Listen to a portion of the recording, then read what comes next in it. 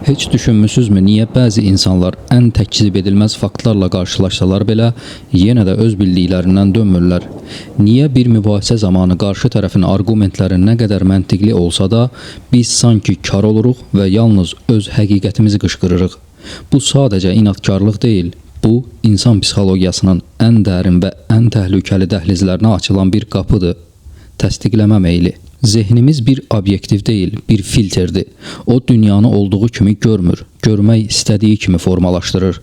Bugün sizinlə bu gizli mexanizmin həyatımızı necə idarə etdiyini, bizi necə yanıltdığını və həqiqəti necə bir inancın kölgəsində boğduğunu kəşf edəcəyik. Təsəvvür edin, illər əvvəl bir film izləmisiniz. O film sizə o qədər təsir edib ki, obrazın bir cümləsi hələ də qulağınızda sədalanır. Bir gün Netflixdə gəzişərkən həmin film qarşınıza çıxır. Nə təsadüf deyib izləyirsiniz. Ertəsi gün bir dostunuz sizə o filmin başrol ifaçısı haqqında bir xəbər göndərir. Axşam isə sosial mediada filmin musiqisini eşidirsiniz. İçinizdən bir səs pıçıldayır. Kainat və ya Tanrı mənə mesaj verir. Bu film boşuna qarşıma çıxmadı. Dayanın. Nə kainat, nə hansısa fövqəltəbii Tanrı sizinlə danışmır.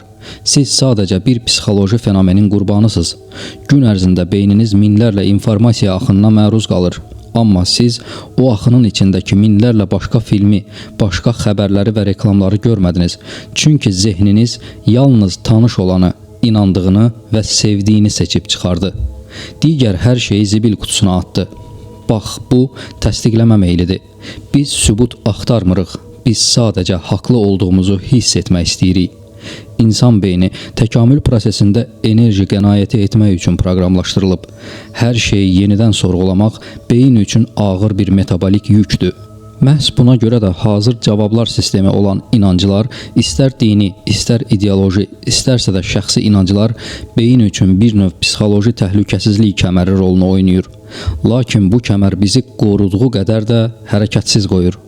Gəlin bu təsdiqləmə meyli zəncirinin gündəlik həyatımızdakı konkret təzahürlərinə və ondan doğan əzablara daha dərindən baxaq. Gündəlik həyatda ən çox əzab çəkdiyimiz sahə nəticə olaraq münasibətlərdir.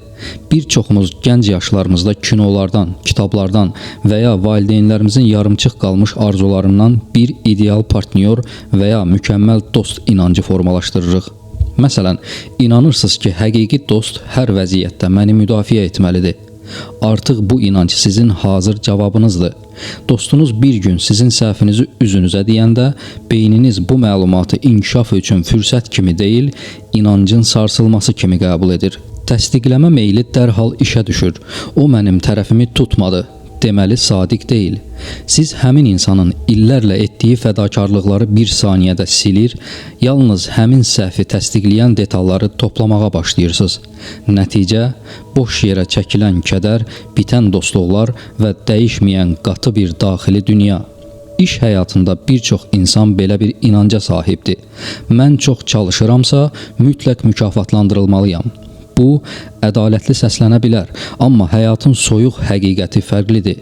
İş dünyası təkcə əməklə deyil, həm də şəbəkələşmə, strategiya və zamanlama ilə idarə olunur. İnsan öz əməyinin yeganə meyar olduğuna inananda, layiq olduğu yüksəlişi ala bilməyəndə ətrafındakı hər şeyi haqsızlıq kimi kodlaşdırır. O, öz çatışmazlıqlarını araşdırmaq, yeni bacarıqlar öyrənmək, yəni əziyyət çəkib inkişaf etmək əvəzinə iş yoldaşlarının necə hiləgər olduğunu təsdiqləyən sübutlar axtarır. Bu, insanı daxilən çürüdən bir prosesdir. Çünki beyin sorğulamaqdan qaçdıqca günahkarı həmişə kənarda tapacaq. Ən böyük təsdiqləmə meyli öz xarakterimiz haqqındadır. Mən tez əsəbləşən adamam, mən riyaziyyatı bacarmıram, mən şanssızam. Bu cümlələr əslində beynin özünə yaratdığı təhlükəsizlik zonalarıdır. Bir dəfə şanssız olduğunuza inandınızsa, başınıza gələn 99 yaxşı hadisəni təsadüf, bir pis hadisəni isə talih adlandıracaqsınız.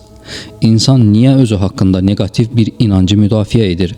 Çünki dəyişmək, yəni şanssız olmadığını qəbul edib məsuliyyəti öz üzərinə götürmək böyük bir zehni əziyyətdir. Beyin isə tənbəldir. O bədbəxt olmağı, amma haqlı olmağı, yəni inancını sübut etməyi, xoşbəxt olub qeyri-müəyyənlikdə yaşamaqdan üstün tutur. Kamil insan olmaq əslində beynin o tənbəl tərəfi ilə hər gün mübarizə aparmaqdır.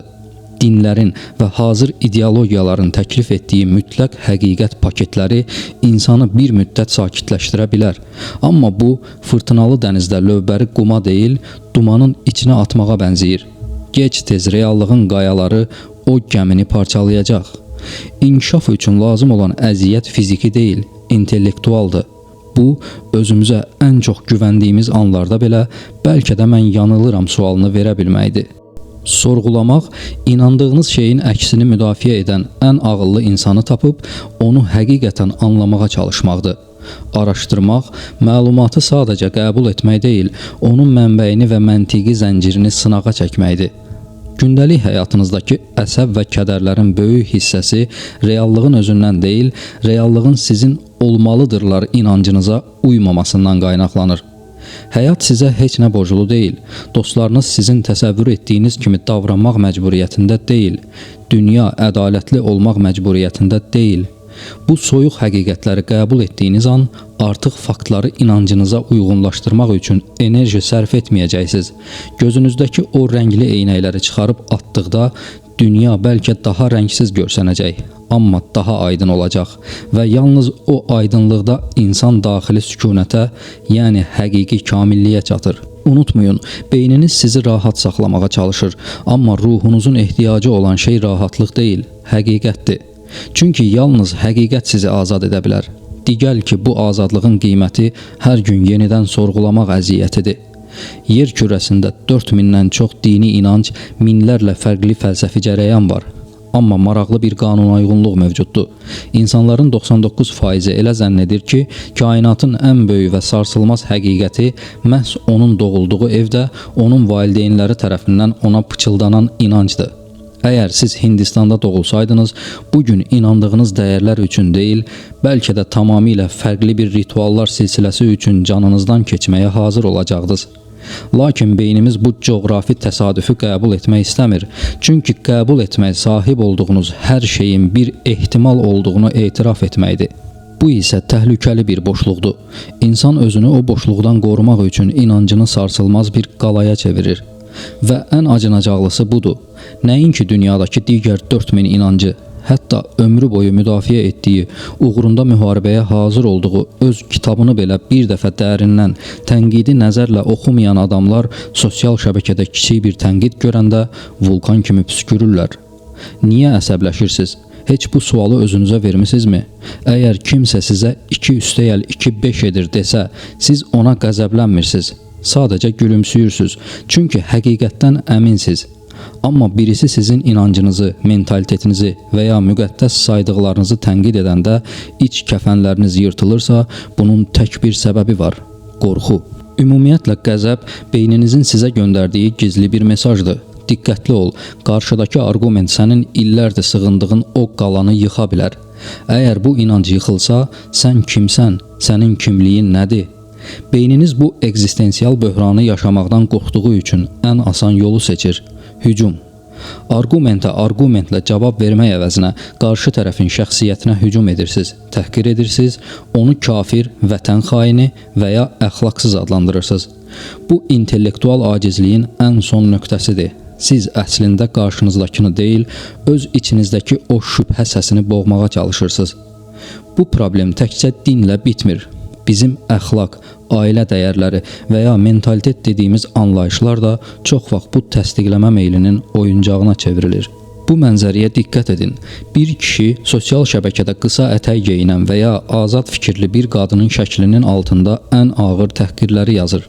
Onu namus və ya əxlaq naminə linç edir. Amma həmin şəxs klaviaturadan başını qaldırıb küçəyə çıxanda yerə tüpürür. Növbədə insanların haqqını tapdalayır.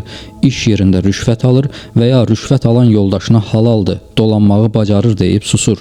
Həyətdə qazıntı işi aparıb işini tamamlamayıb gedən quruma şikayət edib səsini çıxara bilmir və ya hər gün oradan deyinərək keçir. Əlbəttə bu siyahını uzatmaq olar. Budur sürüşkən inanc.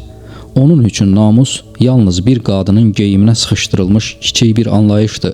Çünki bir qadını təhqir etmək asandır, amma rüşvət sisteminə qarşı çıxmaq, yerə tüpürməmək üçün daxili mədəniyyət formalaşdırmaq əziyyət tələb edir.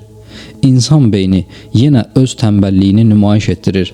ən asan hədəfə hücum et, özünü mənəviyyatlı hiss et və qalan bütün çirkinliklərin üzərindən sükutla keç. Biz əslində inandığımız kimi yaşamırıq, sadəcə yaşadığımızı inanca çeviririk.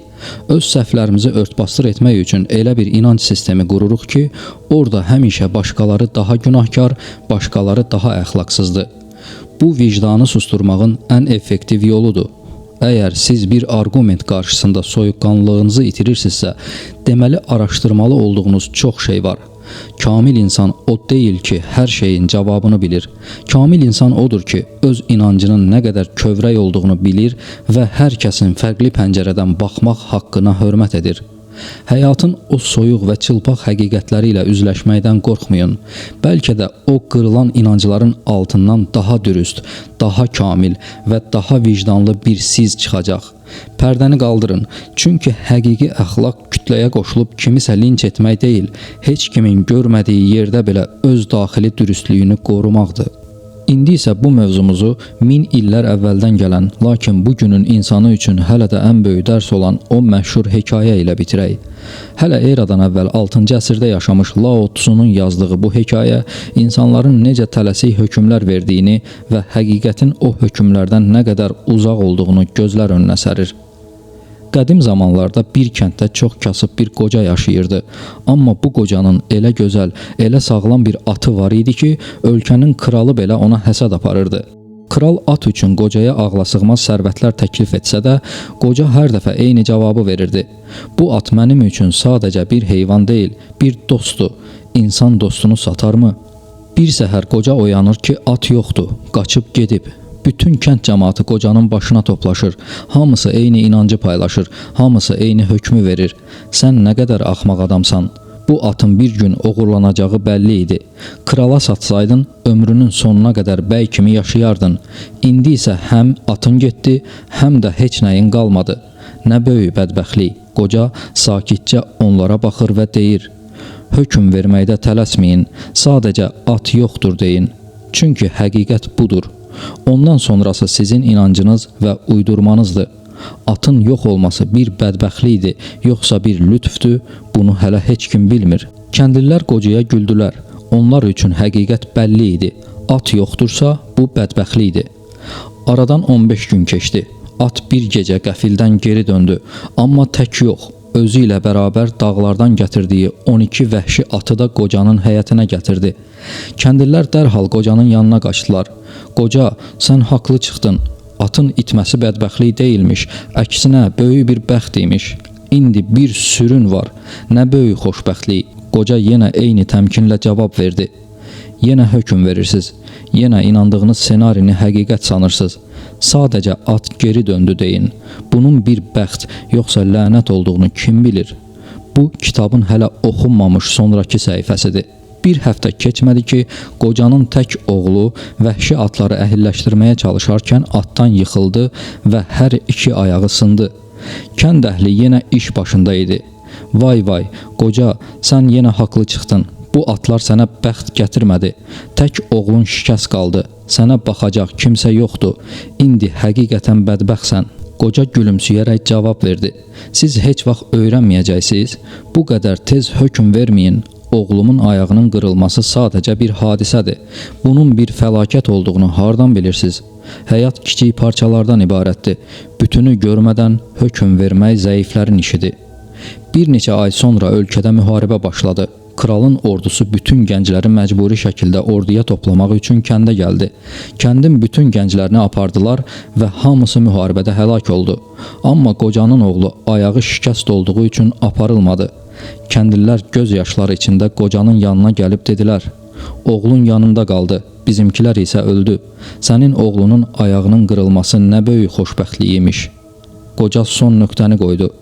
Siz hələ də inancınızın qurbanısınız. Siz hələ də anlıq duyğularınızla bütün həyatı mühakimə edirsiniz. Həqiqət odur ki, mənim oğlum yanımdadır, sizinkilər yoxdur. Bunun bir uğur, yoxsa acı bir son olduğunu yalnız zaman göstərəcək. Nə vaxt ki, beyninizdəki o olmalıdır və olmamalıdır divarlarını yıxacaqsınız, bax o zaman həqiqətin özü ilə tanış olacaqsınız. Baxın, təsdiqləmə meyli tam olaraq budur. Kəndlilərin hər hadisəni öz kiçik pəncərələrindən mühakimə etməsi, onlar üçün həqiqət deyil, o anki duyğularını təsdiqləyən bədbəxtlik və ya xoşbəxtlik etiketləri önəmli idi. Qoca isə kamil idi, çünki o, beyninin ona oynadığı oyunlara uymurdu. O hadisələri sadəcə olduğu kimi görürdü, soyuq, çılpaq və neytral.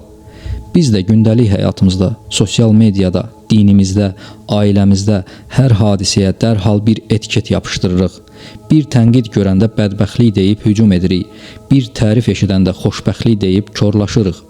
Amma kamil insan o qoca kimi hadisələrin arasında sükutla gəzən, heç bir inancın köləsi olmadan həqiqəti izləyəndir.